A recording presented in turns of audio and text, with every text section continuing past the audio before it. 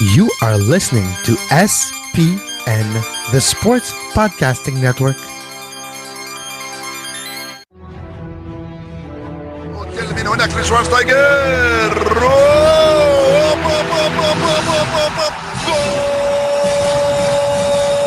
Va a pegarle Ronaldinho Gaucho.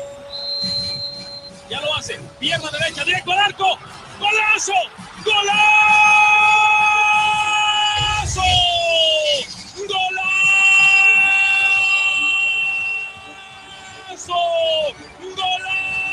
This is Soccer Today, live on SPN Radio, your new live show about the beautiful game in all its glory, with Duane, Rollins and Kevin Laramee. MLS, EPL, La Liga, Champions League, all is fair game.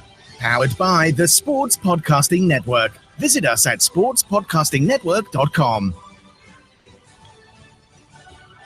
Welcome to another day of Soccer Today. I'm Duane Rollins along with Kevin Laramee. Normally I start with a joke, Kevin, but we're talking about some serious topics off the top. It's been a serious couple days in the world.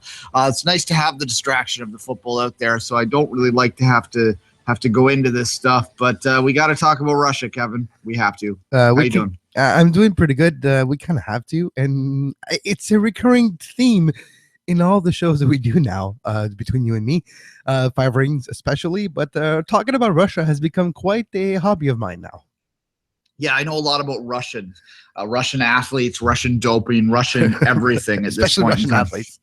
Yeah, I could tell you about Russian drugs that were Latvian drugs. You know, all sorts of fun stuff. It's really an educational experience. We thought we started Five Rings. Our very first podcast together was about Russia too. It was about the Sochi Olympics. So there you go. We're very Russian. Yeah, bring the vodka.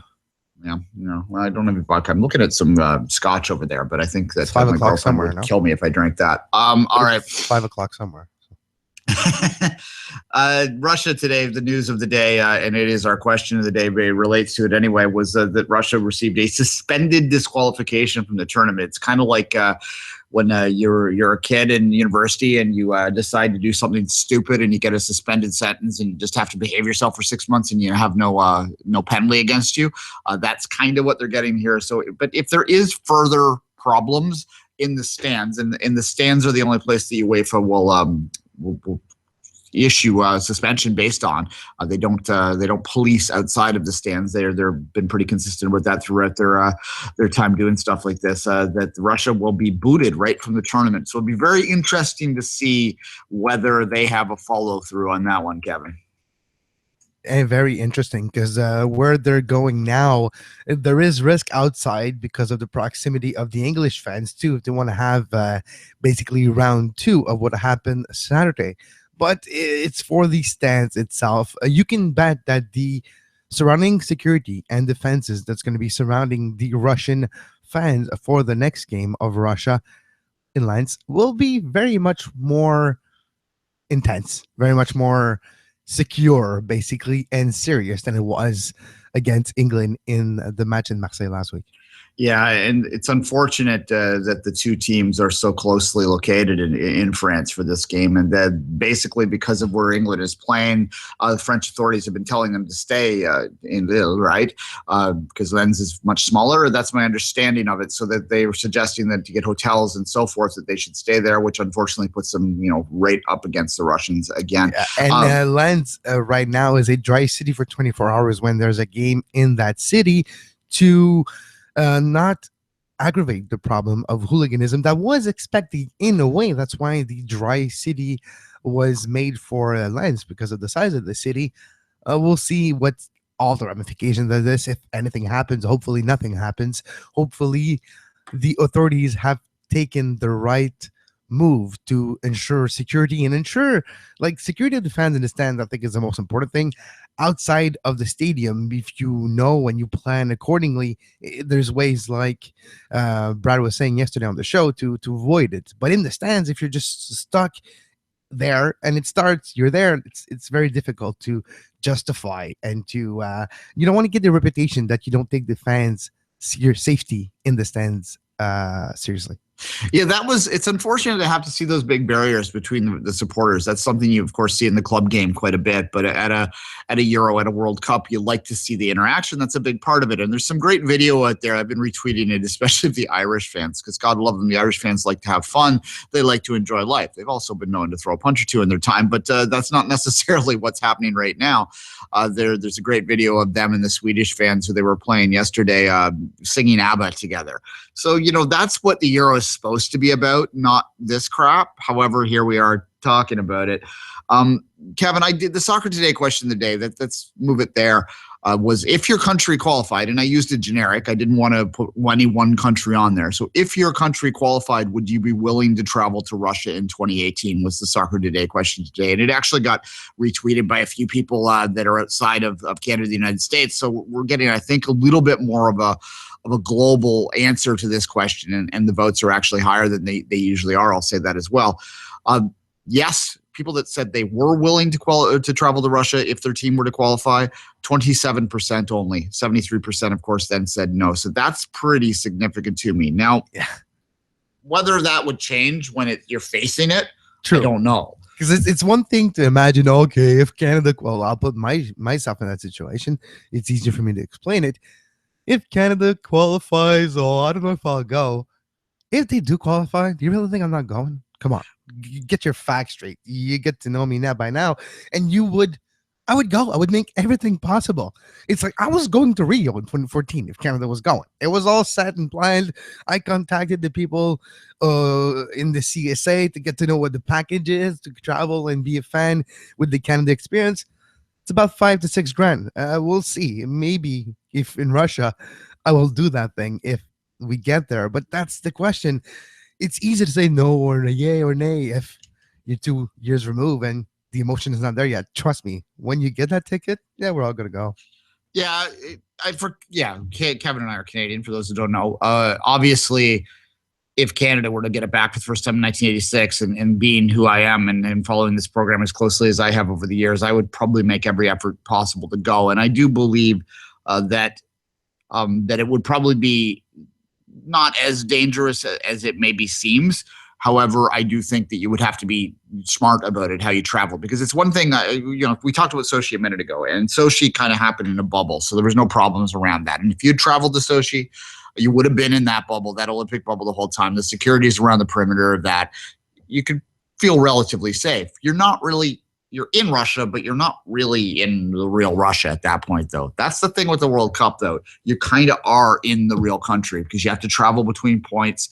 The stadiums are spread out, et cetera, and that would be, I think, where the problems may arise for Russia would be in the in-between places, the places not around the stadiums, because they can secure the stadiums. FIFA will probably secure the stadiums, but you don't know what else is going to happen. So it certainly is not something I will judge anyone on if they don't go. And I think that the other part of that, too, speaking of, people traveling to Rio, to Brazil, I should say. I remember people from here. I know quite a few people here, probably 10 or 12 that are in my immediate group that went down anyway, right? That they didn't have a team in it, but they went to go watch that World Cup because it was just a fun thing to do, something they would do. And I can't imagine too many neutrals traveling to Russia. And that's unfortunate because I think that's a big part of the World Cup experience. And I think your example of the World Cup in 2014, we both know people that were there personally and everything went well. In a situation that it could have problem with security, with there was some kidnapping and all those god-awful thing that happened being the lead up to the World Cup in Brazil, still going on, by the way, in Brazil. But that didn't manifest itself, and it's was positive. So maybe there's a lot more hype. And to go back to the Euro situation with the Russian fans, we're still talking about a minority. Yes, they're visible and they're physical, unfortunately, but it's still a small minority. Yeah, they're the ultras. And, ultra culture is something that has some, I hesitate to call it positive, but there are elements of people that call them ultras that do things that add value to the game, like your displays in the stands, the fact that they're passionate support throughout the game, the singing, all that sort of stuff. But unfortunately, in a large part of the world, when you say you're an ultra, it has a much different connotation than just making tifos and singing. It's about the stuff that we're seeing now. And that's sort of painting everyone in a broad brush in a bad way, and that's something that makes a lot of people in this part of the world where ultras don't necessarily act that way. I was going to mention it, Duane. I was like, the ultras in Major League Soccer and NASL and USL and the North American Pyramid don't necessarily compare. And no offense here to anybody in the supporters group that call themselves ultras in North America, but there's a big difference between what they are doing. The mentality might be the same, but the physicality, fortunately, is not here in North America, and that's quite a positive aspect. When people hear the word ultras and only know, example, the Montreal Ultras or the DC or San Jose, they have a different opinion of what an ultra is compared to what the Balaklava of Russia are, and those type of ultras group that their goal is to basically win the fights before the game. Yeah, look, the group I associate with in Toronto originally were called Ultras, back 15 years ago.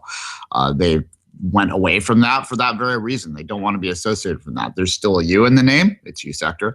That U does probably stand for Ultra, but it doesn't necessarily, we don't necessarily react in that same way anymore, right? Like it's not something that's embraced within that group. And I think there's a lot of groups that are turning away from that and kind of, people make fun of the North American ultras for their cosplayness, but I don't think we should be made fun of for that. It's having fun at the games and trying to do displays and all the positive stuff is good, and I think that we should embrace the fact in North America that we can get away from that culture and get away from that bad history that mars it in so many other parts of the world, Kevin. Yeah, exactly.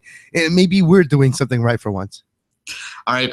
Look, we have a guest on, Greg Brady. He is a famous Toronto's radio personality. He's attended 4 different Euros, including this one. He's in Lille right now.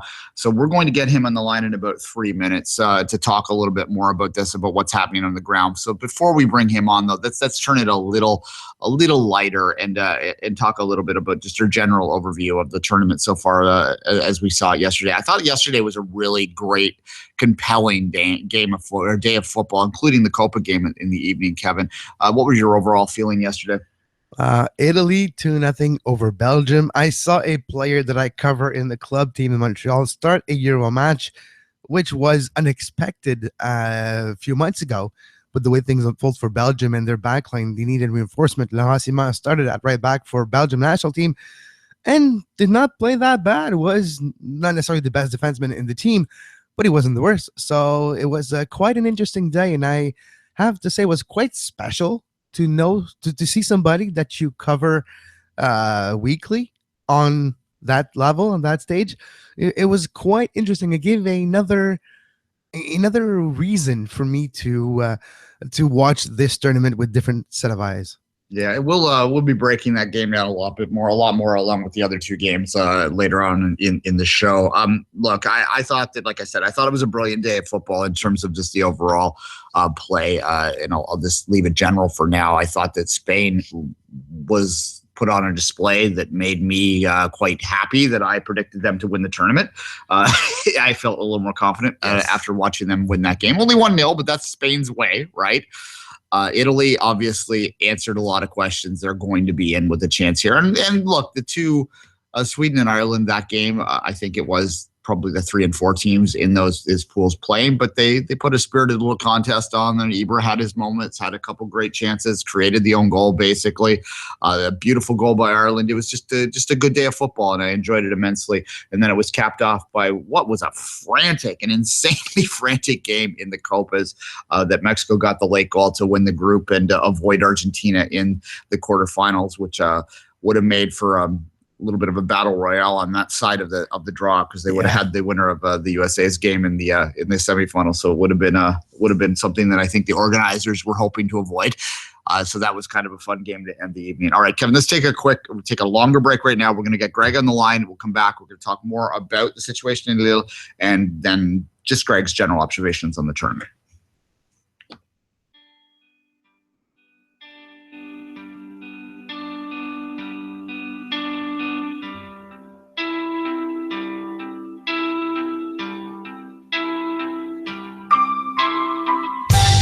You are listening to SPN Radio, powered by the Sports Podcasting Network. Visit sportspodcastingnetwork.com for more.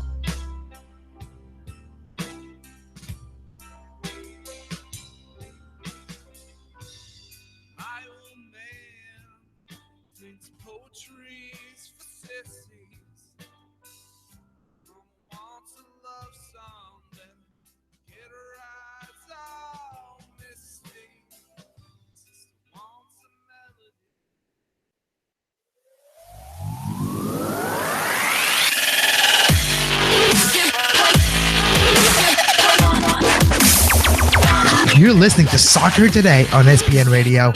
You can find the on-demand version of this very show on iTunes, Stitcher, Feedburner, Podbay Player, Podbean, anywhere you get your podcasts under the Sports Podcasting Network feed. Subscribe to our YouTube page to make sure you never miss a live show talking about soccer today, the MLS postgame show, open lines after dark, 5 rings daily during the Olympics. Make sure you subscribe and give us a follow on Twitter at SportsPodNet and like our Facebook page, facebook.com/Sports Podcasting Network.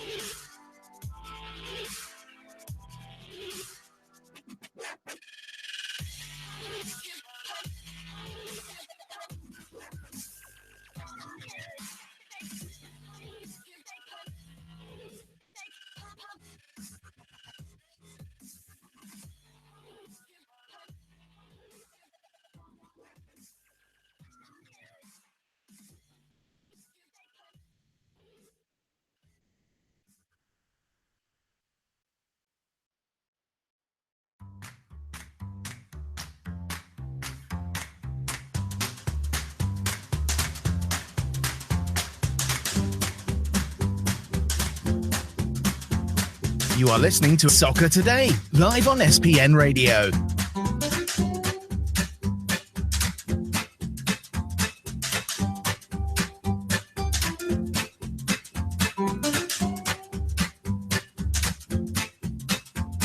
Visit sportspodcastingnetwork.com for more.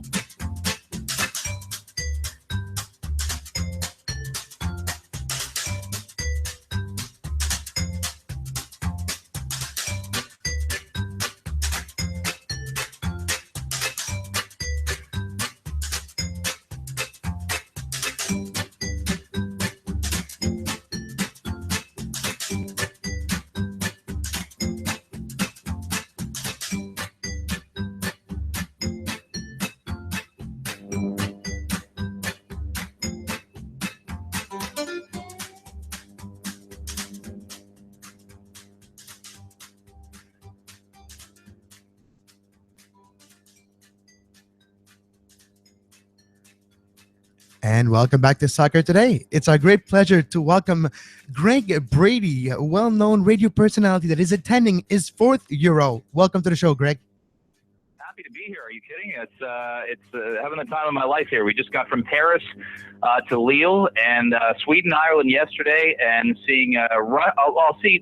Comes with a disclaimer: Russia and Slovakia tomorrow. Unless Russia's kicked out of the tournament before then, I don't see that happening. But you never know.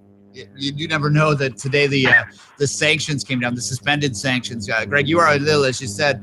What is the feeling on the streets there? Are people concerned about that, or is this getting a little bit overspoken? Well, it's a small. We took about an hour train ride from Paris's main station, their sort of equivalent of Toronto's Union Station today, the Gare du Nord, and Lille is very. You walk right into the city center, and there's brasseries and pubs and bars and a few shops everywhere. Lots of England fans who, the timing couldn't be worse for I think both local police and for UEFA to keep an eye on this, just because England plays in Lens, which is only about a half-hour, 40-minute drive from here. So many of their fans, if they've come up from Marseille or just come straight over from London, it's a very close drive or Eurostar train ride from London. If they've come here, they're sort of building up the anticipation to the Thursday afternoon Wales match. But what they didn't count on, I don't think anyone did, is Russia playing in the very same, they're in the same group. That's hard to avoid, and they like to keep the teams close geographically speaking. That's why some teams are playing almost, like Belgium's playing nowhere near here and nowhere actually near their home country. They're playing almost every match in the South. But I think there's some concern, not just that the English fans are here, and they're not really worried about England-Wales clashes leading up to Thursday. They're worried about England-Russia clashes based on what happened over the weekend in Marseille. So with Russia playing here tomorrow, a lot of English fans here already. They put down a ban on booze from all the way from 6 p.m. tonight all the way through 6 a.m. on Friday. And you can't even drink. I can't go out on the street and drink a bottle of water. They will assume that it's alcohol, and I don't know what the penalty is, but I'm also not willing to chance it just yet, as I just settled in here for a couple hours, and I'll hit the streets a little later and try and find out more about it. Fair enough. Yeah, you don't want to go to French jail for drinking some water. I don't think. No. We spoke to Brad Humber from Sportsnet. He was in Marseille by chance during the game yesterday. He said that as long as you avoided the flashpoints, it was fairly safe there, and that there were a lot of good Russian fans too. Are you seeing more positive fans out there? A little bit more of that fun kind of stuff you would expect at a tournament like this? Absolutely. I mean, I've been in scenarios before where I think people are on edge, and it turns out all right. But the reason sometimes I remember attending England, Germany, and Charleroi. Much smaller, a town small like this in Belgium. It's not nowhere near as big as Ghent, nowhere near as big as Brussels. And England fans had rioted after a loss to Portugal earlier in the tournament. So, I remember saying to my friend at the time, and maybe I was a lot younger, and even I'm not exactly the reckless chair throwing hooligan type. And I said, we got to keep an eye. The result could really dictate this. Now, England beat Germany on an Alan Shearer goal that early evening. But what if they hadn't? And I think that's the concern maybe with the England-Wales match. And certainly if the Russians come back, depending on their result, and are a little ornery, a little celebratory, there's just plain going to be English fans in the street. And as we all know, you can ban booze from bars, you can ban booze from the streets, but it's not going to stop people from drinking. They've either brought their own and stashed it in their hotel or in their cars. So I do think, yeah, of course, it's always a few bad apples spoiling it. A lot of folks were asking me, well, does this ever happen in North America? And outside of the fact, well, you can't drink at, say, a college football game in the United States. No, it doesn't. And I don't like going to Maple Leafs or Blue Jays or Raptors games and seeing a fight or two in the stands. But it's, the odd NFL game has a few more because it's so many people and the amount of people, the ratio of attendees to security is a lot more skewed than perhaps a 16,000, 18,000 arena. But, you have to have faith in the human condition, right, and hope that cooler heads prevail. But there was enough nervousness already, about, the concept of terrorism here based on what happened in Brussels in the spring, based on what happened in Paris last fall, that this is just, it's taking resources away where, I think everybody here, including me, wants people to be concentrating on concerns of that nature, not a bunch of yobs throwing chairs and glasses at each other, Greg, you mentioned that it's for your fourth Euro. How would you rate France 2016 so far? After first weekend of play, of games, of attendance, how would you rate this tournament so far and the one that you had attended? Well, yeah, we've gotten to see most of the teams. I don't know. I'd love to get your guys' opinion. I'm sure you've talked about it. I was a real skeptic of expanding the tournament out and creating. I thought it was a really special tournament to have 16 teams. There were you got great group stage matches. We were in Holland in 2000, and there was a France-Holland match. I mentioned there's England in a group in 2000, also same year, with Portugal and Germany. I mean, you want to talk about groups of death. That's really significant. So I do think by watering it down a little bit, you've added a bit to the fun factor. It's great that Northern Ireland's here. I think Wales, it's not just Gareth Bale, right? They've got 4 or 5 very good international young players that they may only grow better as a very small nation and may be able to make another Euro or even push for World Cup qualification for Russia 2018. That said, I think it's yet to really be determined what kind of round of 16 matchups we get. I did think it was special having 16 teams, shaving it right down to 8 right away and getting into the meat of the tournament, which is the quarterfinals. What I've heard fans complain about over here so far is we certainly can't have any more than 24 teams and it's somewhat confusing how the third place teams are going to be ranked. Like there's this thought, you just need to win one, you just need 3 points to get through to the next round. And so what's going to be the desire? Seeding matters, but what's going to be the desire level of a team that's won, that maybe even had Ireland won yesterday, Are they going to go all out and attempt to? They got a tough schedule left, tough fixtures with Belgium and Italy beginning on the weekend in Bordeaux against Belgium. Should be an angry Belgian team. Do Ireland feel already, had they won yesterday, that they've done enough? Does Wales feel already that they've done enough? So I think that part is sort of yet to be drawn up. But of course, look, Iceland play. Think about it, guys. How many did we ever think we'd see Iceland in a major tournament like this? So this is really special for their fans to play a squad like Portugal tonight. We dream about this kind of stuff in Canada. We dream about the concept of being in a major tournament, playing a best 11 against best 11, and seeing how we match up. And for newer nations like Iceland and Northern Ireland, at least to this level, Northern Ireland made a World Cup back in the early '80s. They get to show a brand new generation that they can do it. So I suppose I can't complain about that. It's the anthem moments, I think, is what we're looking for in those small countries. Yeah, having those moments where you get to see your team out there. Kevin, go ahead. I was going to ask Greg, what is your deception of the tournament so far, if there is one? Would you consider England? Would you consider Belgium with a loss against Italy, or any other choices, Greg? Well, what is your, so far, after a week and almost every team I've played, what is your deception of the tournament so far? So who's been disappointing to me, I suppose? Exactly, yes. Yeah, Belgium has to be somewhat disappointed, but I even mentioned it on Twitter yesterday.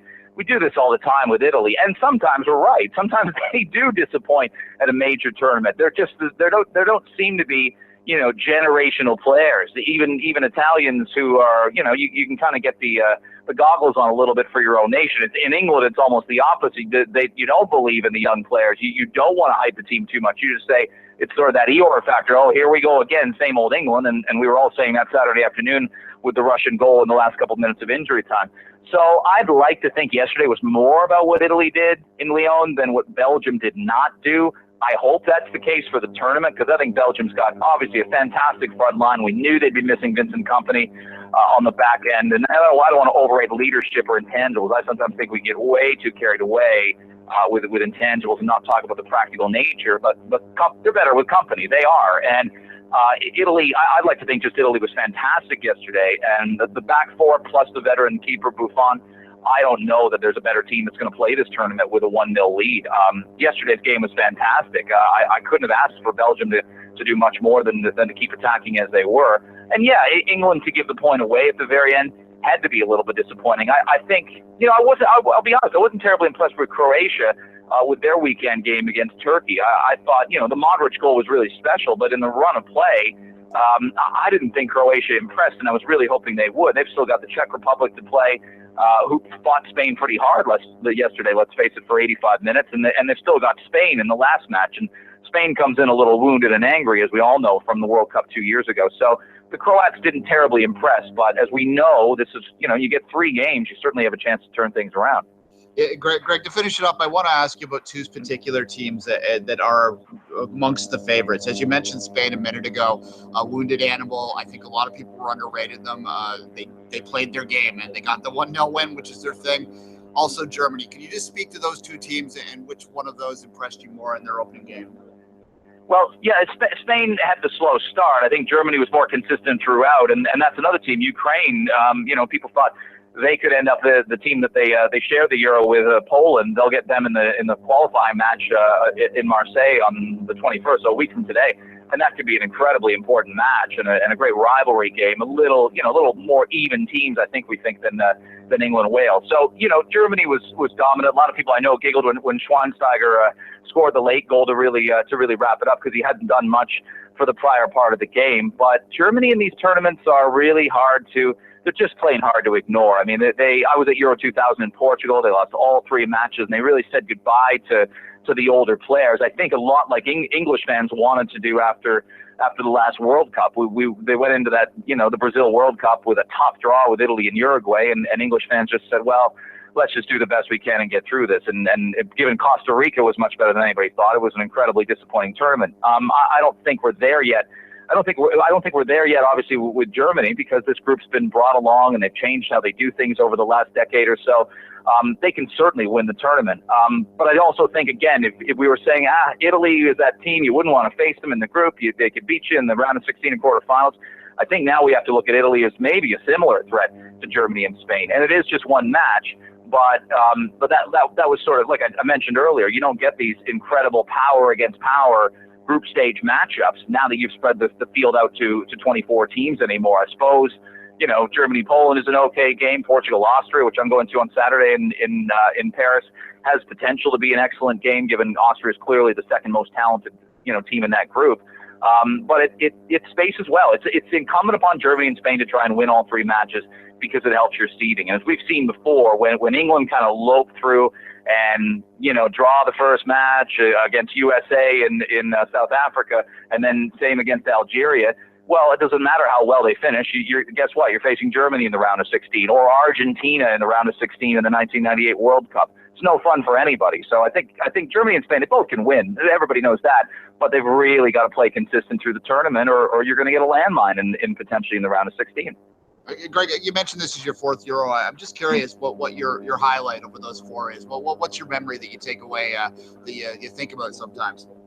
Well, Euro 2004 was really special to me. It's funny, I was getting married later that summer and knew that I wanted to go. And, believe me, it wasn't some last hedonistic bachelor trip, but it's funny. Men aren't supposed to be emotional like that, but you just look back and you say, well, there's 31 years of maybe it just being about me are about to end, and I was happy for that. I love family life, but also really pushed for this trip hard to make it over for a week and a half or so, and I've loved having the free time to get ready and be ready to go. So the 04 was really something.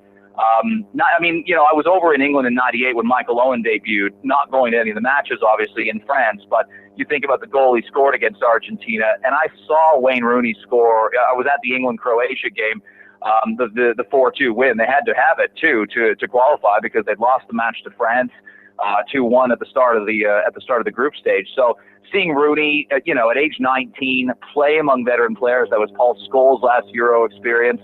You were just getting the sense that Gerrard and Lampard could be special international players. I'd say the same about Ashley Cole. That's really memorable to me is Wayne, because Rooney came along at a time when they'd said goodbye to Alan Shearer. He retired from international football, and Michael Owen, as you guys would know, was just deep in injury inconsistency. So, from the Peter Crouches to the Darius Vassell's to dragging out Emile Heskey again. Rooney was a real savior for a lot of years. I know the results weren't amazing for England. I always think if Rooney had been just a couple years older and he featured on that 2002 team that pushed Brazil a little bit in the Japan-South Korea World Cup, what could have been. But hey, English fans have been asking what could have been for 50 years now. That really, going to Portugal and being a part of that really stands out. All right, Greg, we appreciate your time today. Nice to hear your voice again, and you enjoy the rest of your holiday. Absolutely. Call anytime, guys. That was a real fun thing to do. Thank you. Cheers.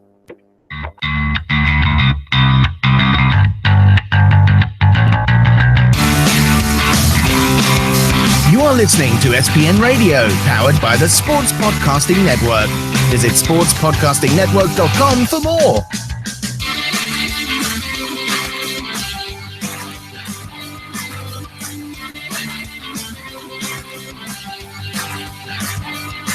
Give us a call. Studio line 778-400-SPN1. That's 778-400-SPN1. Give us a call right now. Lines are open.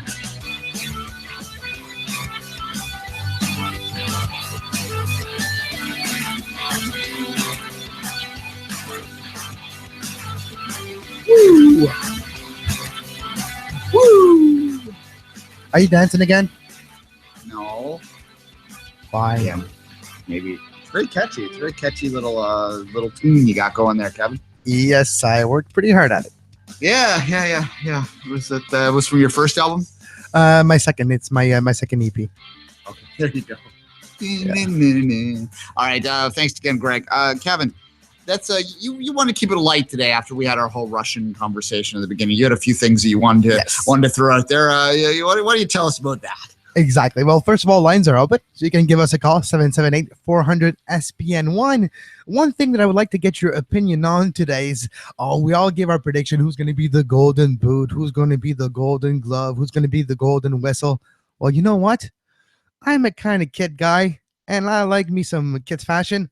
How about the golden safety pin, Duane? Which kit in the Euro 2016 is the nicest one? Which one do you like? And if you want to have all of them together, go to skysports.com. In their football news section, they have all 24 kits pictures with a ranking, and you can give your opinion on the ranking, and you can give us a call right now to let us know which ones are nice. First of all, Duane, which kit have you seen so far that really tells you that this is the Euro, that really grabs your attention and you really like? I was a little disappointed that Croatia didn't wear their traditional red and white ones there because, as I mentioned before, I like their checkerboard kit. It's unique, and I think uniqueness is something that stands out. A lot of in the days of Adidas and Nike and all that, when they get the contract and they're all uniform. Like I remember back, Greg was talking about the 04 World Cup, that 04 Euro, pardon me. That was the Euro where they all had the number with the circle around it. Like every kit looked the exact same. That was not nice. Yeah, uniqueness is what I'm looking for there. So Croatia always jumps out to me. I really like Ireland. I like green, though. I just like wearing green myself. I own some Irish rugby kits and stuff like that just because I like the way they look, not because I'm Irish.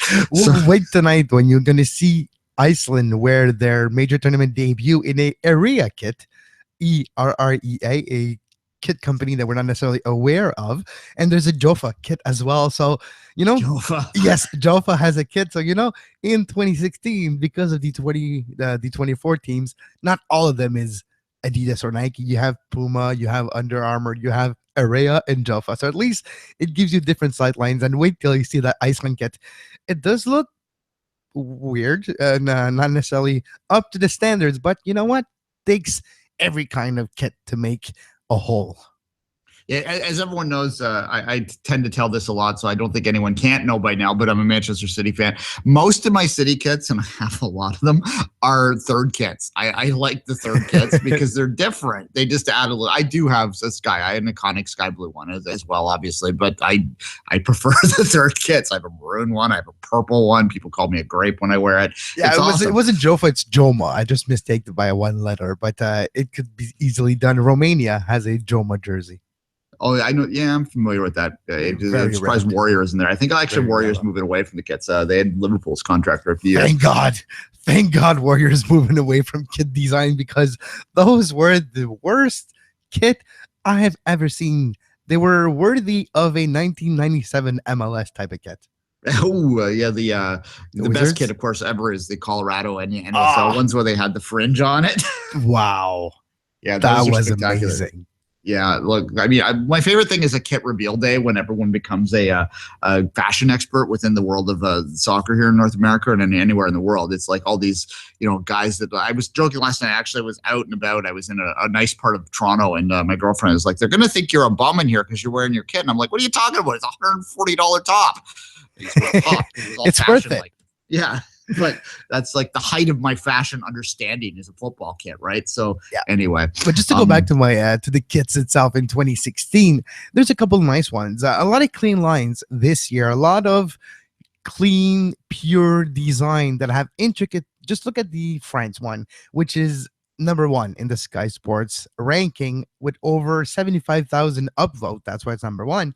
It just seems really plain blue and the darker shades of blue on the shoulders and the arm, but if you look closely, there's almost a six-pack of abs, almost like a superhero type of pattern to it that's only visible when you get really close to it, and it has a certain cleanliness. Croatia's kit that we're going to see eventually in the tournament, the red and white, has a different feel to it this year. There's a certain wave in the actual checkered red pattern that gives a nice look of really strong makes a look of a really muscly type of football player, which is kind of weird because all the Croatians are really tiny, so it's going to make them look kind of weird, but it's going to be nice. But the top five, we're going to continue Turkey with their type of mesh dark red that comes to black over the actual Turkey red, makes for a great different design.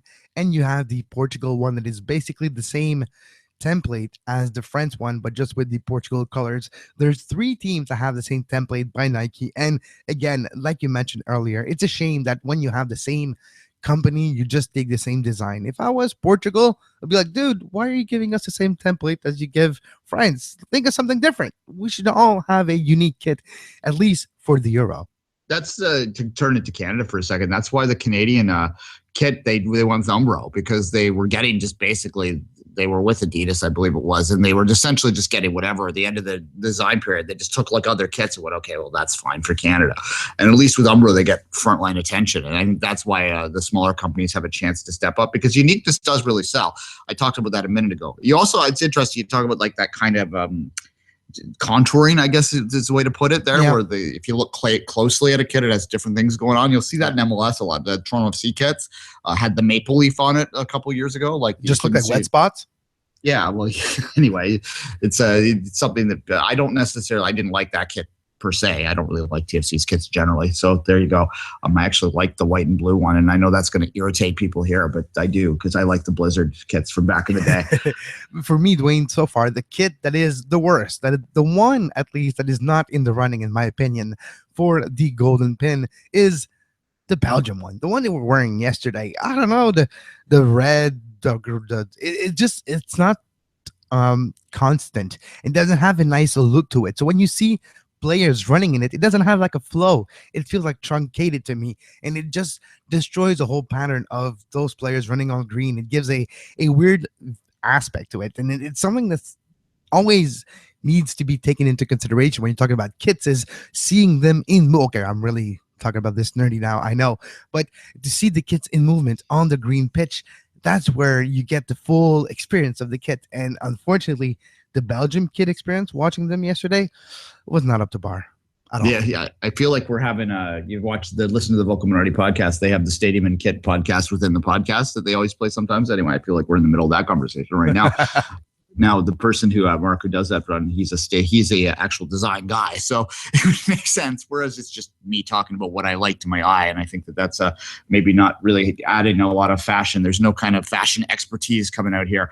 I just like things that are pleasing to me. Again, not to stress it, but uniqueness. The colors too, like red and blue. Everything's red and blue, right? So like any color that's not red and blue jumps out to me, and I kind of like that kit more. Well, that's like the discussion every time there's a new team in North America, and it can happen quite often over the last few years with USL. We're always, all right, guess what color the team's going to be? And usually the odds-on favorite is red, white, or blue. There's always some sort of red or white or blue in every kit, and it's becoming quite annoying. The other part of the funnest conversation I want to have, Duane, is to give you in Euro 2016 by the numbers up to now, after 10 games played, Duane. Okay, go ahead. Goals so far in the Euro 2016, 18, for a goals per match average of 1.8. One goal scored every 50 minutes, which is quite low for a tournament like the Euro, especially now that it's 2014. We were expecting this tournament to have more blowout, to have more goals, and it was a bit the reason behind the 2014 as well, to make it more interesting, more intricate, and to have some blowout, some interesting game, which is not the case so far. The biggest amount of goals scored by one team in games so far is 2. 4 teams achieved that feat in their first round, with some games to play today, actually in 15 minutes. France, 2 goals. Germany, 2 goals. Italy, 2. Wales, 2. And Croatia, 1. Nobody has scored more than 1 goal, so you have a lot of scorers tied for the Golden Boot. You go from Payet to Giroud to Giaccherini to other 1-goal players. So far, the stat that's interesting me the most is the pass completion, Duane. And if you would have to guess, one team that's for sure going to be in the top 5 of pass completion is Spain. Yes, third. 91% of pass completed in the one game of 694 pass attempted. 632 were completed. It is the highest number of pass attempted so far this tournament, which that is not shocking at all. No, it isn't. It isn't at all. I suspect that number will grow as the game went in. All right, Kevin, let's take a quick break now. We'll come back. We'll actually break down the games, including the Copa game from last night to end the show today. And yeah, that was a fun segment. We'll do that again.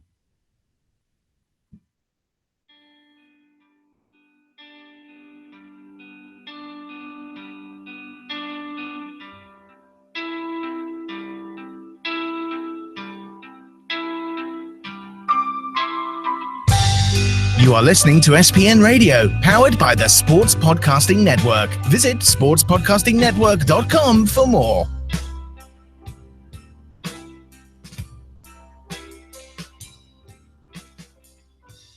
Welcome back.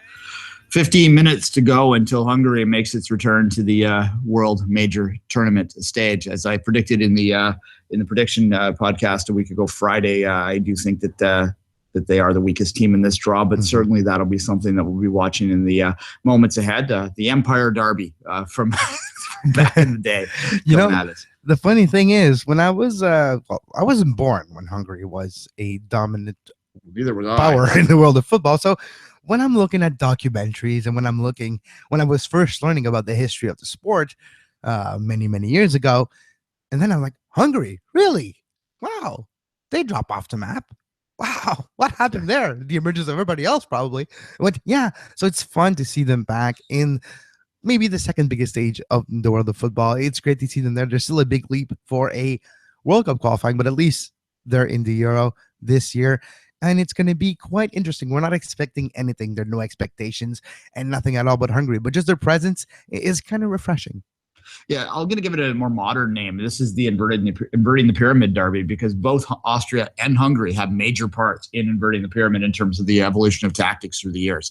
So both these are two teams that have a great historical moments in this world. It's just been a long time. So it's nice to see them both back. And Austria does actually look like they could be doing something as well. So we'll watch this game carefully. But let's talk about yesterday's game and yesterday's games, pardon me. Let's start with the Copa. We haven't talked about the Copa yet. Really, that's because it's at the end of the group stages. It sort of slows down before we get into the nitty-gritty of the tournament. But certainly that Mexico-Venezuela game yesterday, Kevin, was frantic. It was a great game. In many ways, it might have been the best game of the day in terms of the back and forth and the skill on the ball with Venezuela had. Chicharito came in late, sort of changed the tone of the game.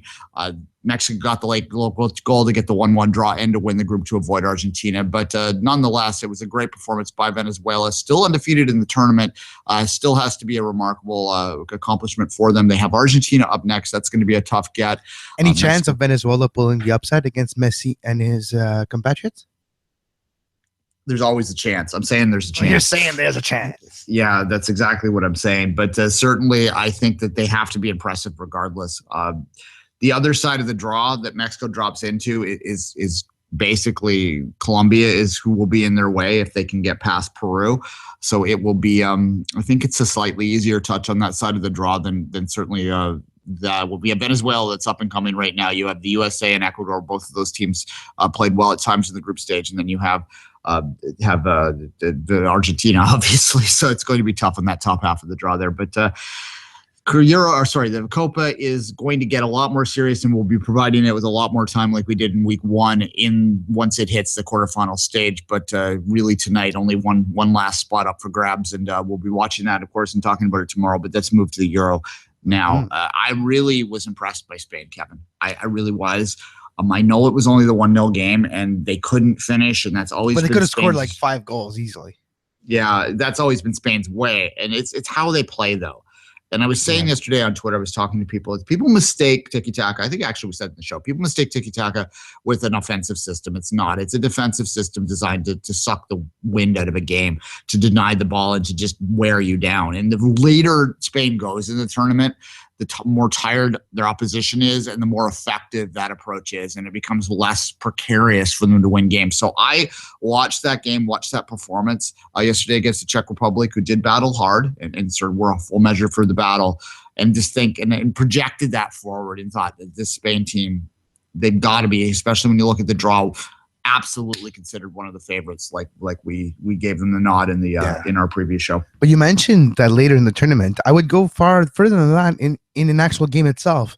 After the 65th, 70th minute, Spain is able to break down more to the team, and that's where their goal came from time-wise, because that's where the other team won't be able to get that third effort to try to attack, and then he's going to be open, and then he's going to have that look on goal created by the 75 minutes of passing before that. So that's where it becomes impressive by Spain, that even though their core of their team is getting older, obviously, like everybody, but they have a couple of young substitutes put in, but the core is still Iniesta, and what he's able to do still is mind-boggling. That leadership, that ball possession, crisp, clean, small passes, pinpoint accuracy, it's very impressive. Yeah, exactly. He's every bit a legend of that Barcelona team and of Spain through the years, and they're going to miss him a lot when he's gone. PK as well with the goal, obviously, and he's a legend as well in the back. There's just so much talent across the board with that team, Kevin. They're mind-boggling, and as much as they can bore us sometimes, I think that we need to take a step back if we're lovers of this game, and just appreciate what we're seeing sometimes. And this might be this generation's last sort of blast. You project them ahead 2 years, and it might just be a stretch too far. They're going to have to turn to a new generation, I think, sometime in the next cycle. And I think we should just enjoy them for what it is. Let's move to we'll talk about Sweden, Ireland quickly. The fans were great. And it was such a bright, fun little stadium too, with the yellow and the green contrasting each other. Yeah, going back to that conversation again. So it was fun to watch. And the two beautiful. Well, okay, it's an own goal, but as own goals go, what a header! If that was on the other side of the pitch, man, what a header!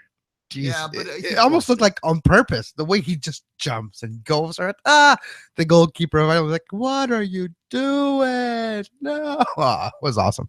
It's probably going in if it gets through, though, right? That's the thing. Yes, it is. It's true. They got to get something on it. The hope is that they can deflect it up over the bar, but that's very difficult to do from that close.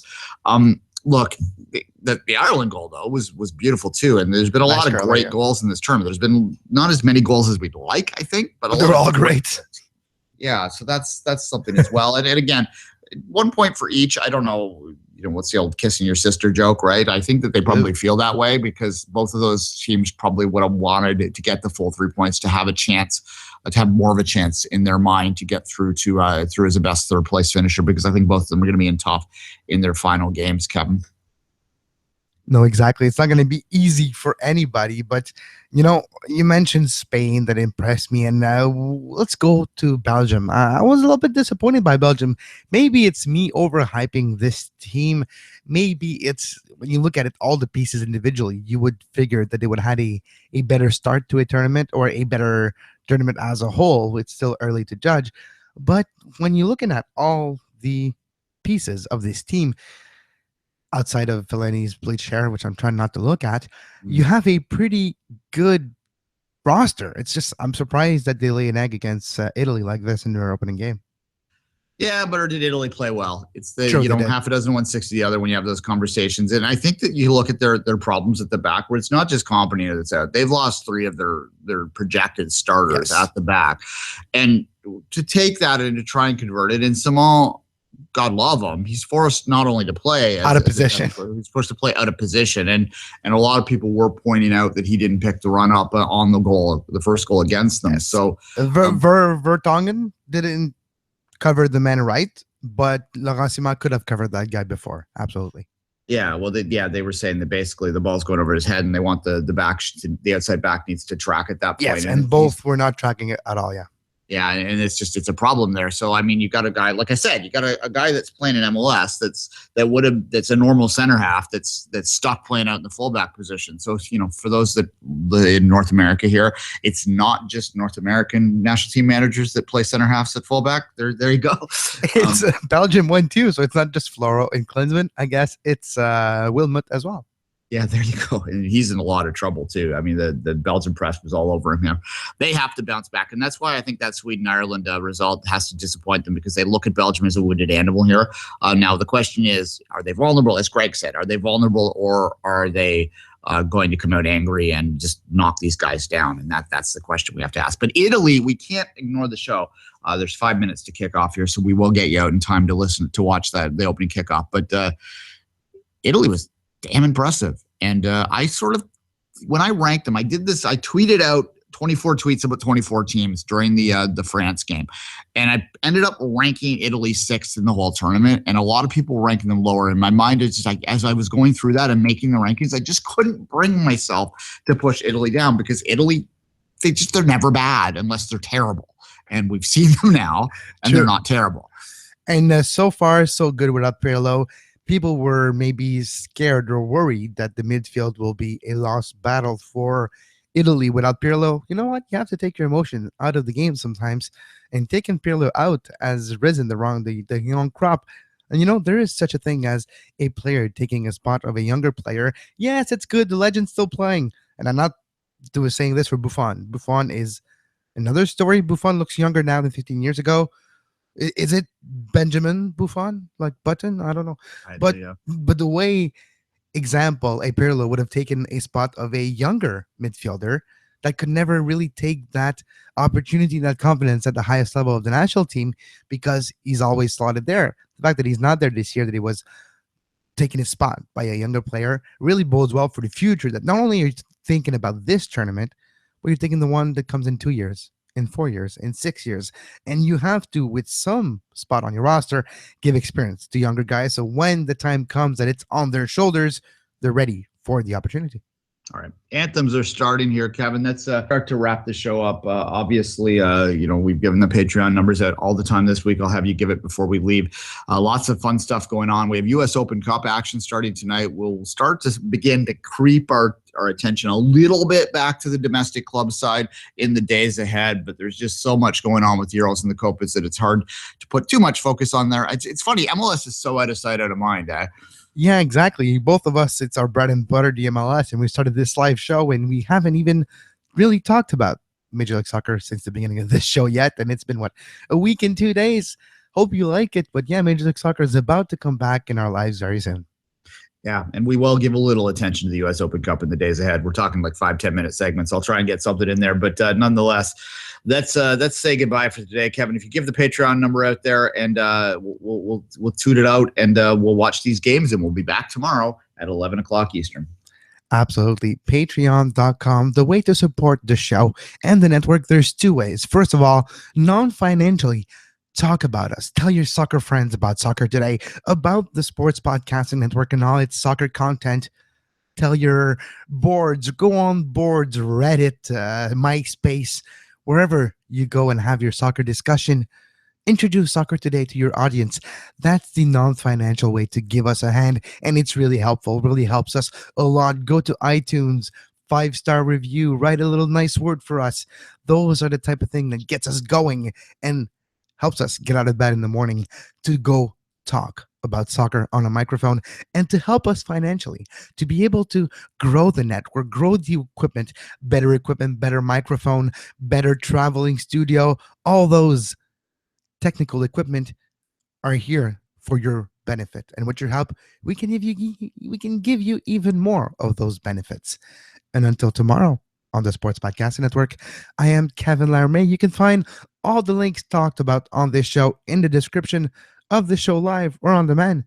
And until tomorrow, have a great soccer. You were listening to SPN, the Sports Podcasting Network.